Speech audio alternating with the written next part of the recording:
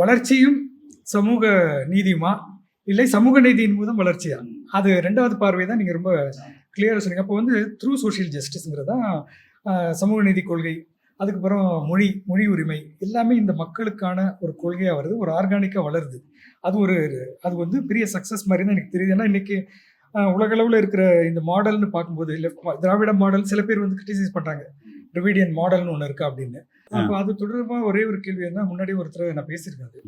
நீங்க வந்து தமிழகத்தோட இந்த மாடல் கலைஞர் கருணாநிதி வந்து அதை வந்து ஸ்ட்ரெங்தன் பண்ணார். பெரியாருடைய பார்வையும் அண்ணா அதெல்லாம் வந்து கரெக்டா இம்ப்ளிமெண்ட் பண்றது அவர் தான் கொண்டு வர்றாரு. நீங்க ஃப்ரண்ட் லைன்ல கூட எழுதிருக்கீங்க. அரிசியின் ரைஸ் பாலிடிக்ஸ் எழுதிருக்கீங்க. அதே மாதிரி நிலப்பரவத்தை வீழ்த்திய கதையெல்லாம் எழுதிருக்கீங்க. அப்போ உங்களுக்கு வந்து அது நடந்தது, இதெல்லாம் நடந்த காலகட்டம் அப்படின்னா ஏறக்குறைய இந்தியாவும் ஓரளவுக்கு வந்து ஒரு மிக்ஸ்ட் எக்கானமி மாடல், ஒரு பப்ளிக் செக்டார்னு ஒன்று இருந்துச்சு, ரிசர்வேஷன் ஒன்று இருந்துச்சு. அவ்வளோ பெரிய ஒரு பாலிசி என்விரான்மெண்ட் ஒன்று முக்கியமாக இருந்துச்சு. இந்த கொள்கையெல்லாம் நீங்கள் நிறைவேற்றதுக்கான ஒரு எண்மை இருந்துச்சு. ஆனால் 1991 பிறகு நியூ லிபரலைசேஷன், பிரைவேட்டைசேஷன், தனியார் மயம், உலகமயம், குளோபலைசேஷன் இதெல்லாம் வருது. இது வரும்போது இன்னைக்கு வந்து அது எப்படிப்பட்ட சேலஞ்சா இருக்கு? ஏன்னா வெல்ஃபேர் ஸ்டேட்டுங்கிறதே கொஸ்டின் ஆயிடுச்சு. அதை வந்து நம்ம எப்படி கண்டினியூ பண்ண முடியுது டிஎம்கே கவர்மெண்ட்? அது என்னன்னு கேட்டிங்கன்னா, இது ஆரம்பத்துலேருந்து எப்படி பண்ணியிருக்கோம் அப்படின்னு கேட்டிங்கனாக்கா, சோஷியல் டிரான்ஸ்ஃபர்மேஷன் அப்படிங்கிறது ரொம்ப முக்கியம் அப்படின்னு சொல்லும்பொழுது, வெறும் சோஷியல் ஜஸ்ட் நம்ம சொல்லும்போது காலேஜ்லேயும் எம்ப்ளாய்மெண்ட்லேயும் வந்து இடஒதுக்கீடு அப்படிங்கிற மாதிரி புரிஞ்சுக்கிறாங்க. ஆக்சுவலாக அது மட்டும் இல்லை.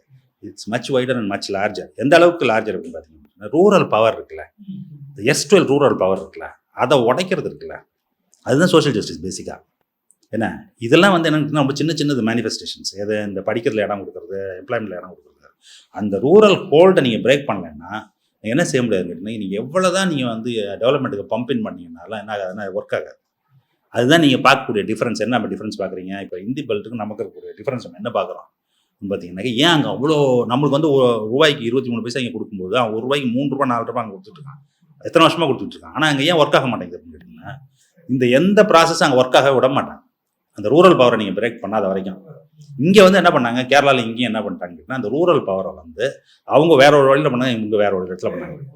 2 பேரும் வேற வழியில் பண்ணிட்டாங்க. பண்ணதனுடைய எஃபெக்ட் என்னன்னு கேட்டிங்கன்னா, ஒரு மாதிரி இந்த யாரெல்லாம் வந்து சப்ரஸ் ஆகிருந்தாங்களோ அவங்க எல்லாம் வந்து ஓரளவு லிபரேட் ஆகிடுவாங்க. லிபரேட் ஆனதுக்கப்புறம் நீ என்ன பண்ணுறீங்கன்னு கேட்டிங்கனாக்கா, எக்ஸ்டென்சிவாக எஜுகேஷனை கொண்டு போய் சேர்க்குறது. அப்போ பண்ணும்போது என்ன ஆகும் கேட்டிங்கன்னா, 90s இவெல்லாம் ரெடியாக இருக்கான்.